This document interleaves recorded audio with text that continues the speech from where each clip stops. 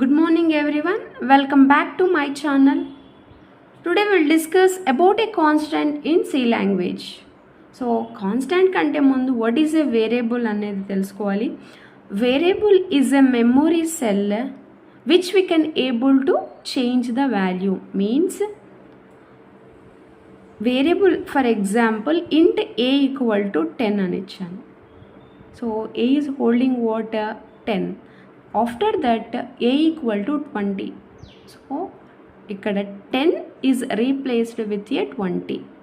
So 20తో replace అయిపోయింది. అంటే variable can be a change చేయొచ్చు, but whereas a constant variable cannot able to change.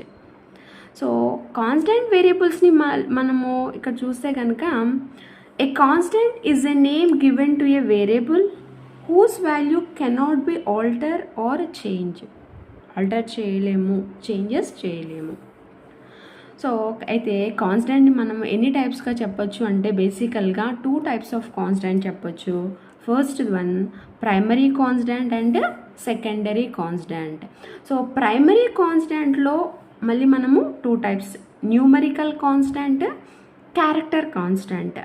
So numerical కాన్స్టెంట్లో మళ్ళీ మనం ఏం చెప్పొచ్చు అంటే 2 types, integer constant and real or float constant అని చెప్పొచ్చు. అయితే ఇంటీజర్లో ఏవేవి డిఫైన్ చేయొచ్చు అంటే decimal integer, that is 1 to 9, octal integer 0 to 7, తర్వాత నెక్స్ట్ ఎక్స్ట్రా డెసిమల్ ఇంటీజర్ అయితే కనుక 0 to 9 and a to f are small a to f are capital A to F.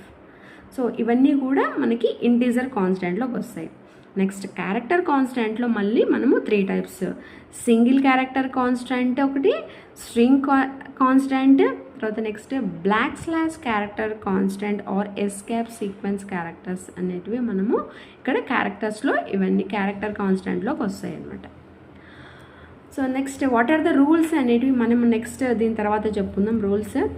So secondary కాన్స్టెంట్లో కనుక చూస్తే అరే, పాయింటర్స్, స్ట్రక్చర్స్, యూనియన్స్, ఎన్యూమరేటర్స్, ఇవన్నీ కూడా మనము secondary constant కింద చెప్పుకోవచ్చు.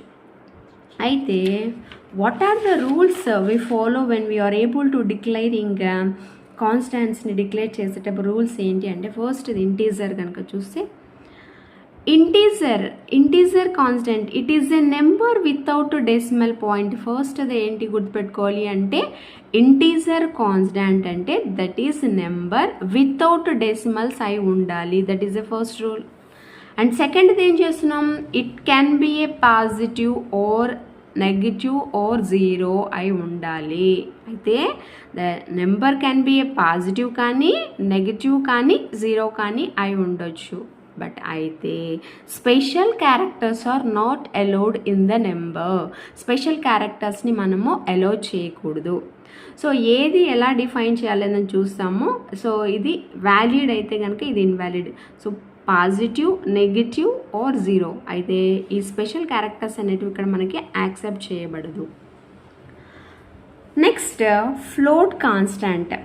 ఫ్లోట్ కాన్స్టెంట్లో ఏంటి, సేమ్ సిమిలర్ మనం ఇంటీజర్ కాన్స్టెంట్కి ఏవైతే రూల్స్ అప్లై అవుతున్నాయో same rules all applicable to where in float constant. అయితే it is a number with decimal point. ఇక్కడ డెసిమల్ పాయింట్ యాక్సెప్ట్ చేయబడుతుంది, అక్కడ డెసిమల్ యాక్సెప్ట్ చేయబడదు. Only 1 decimal point is allowed in the number, కానీ only 1 decimal point మాత్రమే allowed. So ఇక్కడ చూస్తే కనుక సో ఇలా సింగిల్ డెసిమల్ మాత్రమే అలౌడ్, ఇలా 2 decimal points అనేటివి నాట్ అలౌడ్. తర్వాత నెక్స్ట్ ఇక్కడ క్యారెక్టర్ కాన్స్టెంట్. సో క్యారెక్టర్ అంటే ఏంటి, it is a single character enclosed with in a single codes. Single character అయి ఉండాలి, అది సింగిల్ కోడ్స్లో ఉండాలి. ఆ క్యారెక్టర్ ఏదై ఉండొచ్చు అంటే it can be alphabet, digit or special characters అయి ఉండొచ్చు. So like upper case, lower case, numbers or a special characters, but everything will be in a single character అయి ఉండాలి, that is a single codes అయి ఉండాలి. Next ఫోర్త్ది ఇక్కడ చూస్తే కనుక string constant. String కాన్స్టాంట్లో మనం ఏం చూస్తే కనుక సేమ్ మనము క్యారెక్టర్ కాన్స్టాంట్లో ఏవైతే రాసుకుంటామో సేమ్ ఇక్కడ అయితే it is a collection of characters అయి ఉండాలి. It is a collection of characters అయితే లాస్ట్లో టర్మినేటెడ్ బై /0. ఇది బై డిఫాల్ట్గా లాస్ట్కి /0 అనే నల్ క్యారెక్టర్ని తీసుకుంటుందంట. అదే స్లాష్లో represents end of a string అని అర్థం. A string must be enclosed in a double కోట్స్లో ఉండాలి. అయితే ఇక్కడ కలెక్షన్ ఆఫ్ క్యారెక్టర్స్ కాబట్టి మస్ట్ అండ్ షుడ్గా ఏమి ఉండాలి, డబుల్ కోట్స్లో ఉండాలి. A string may be contain a alphabet అవ్వచ్చు, డిజిట్ అవ్వచ్చు, సేమ్ లైక్ స్పెషల్ క్యారెక్టర్స్ అయి ఉండొచ్చు, but collection of characters. Next ఎలా డిఫైన్ చేయొచ్చు అని కనుక చూస్తే కనుక మనము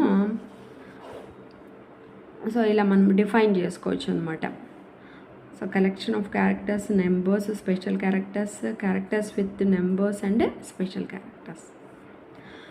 నెక్స్ట్ ఫిఫ్త్ కనుక చూస్తే కనుక / character constant are escape sequence చూస్తే కనుక మనకి what are the characters are we have and వాటి మీనింగ్ ఏంటి చూద్దాం. /b అంటే బ్యాక్ స్పేస్.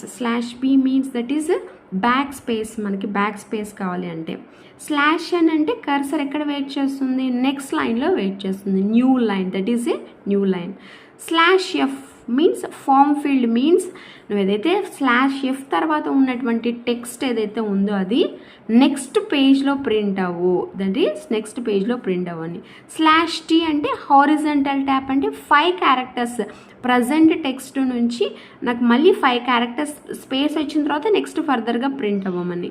/r అంటే క్యారేజ్ రిటర్న్ మీన్స్ కరెంట్ లైన్లోనే స్టార్టింగ్కి వెళ్ళు అని దాని మీనింగ్ కర్సర్.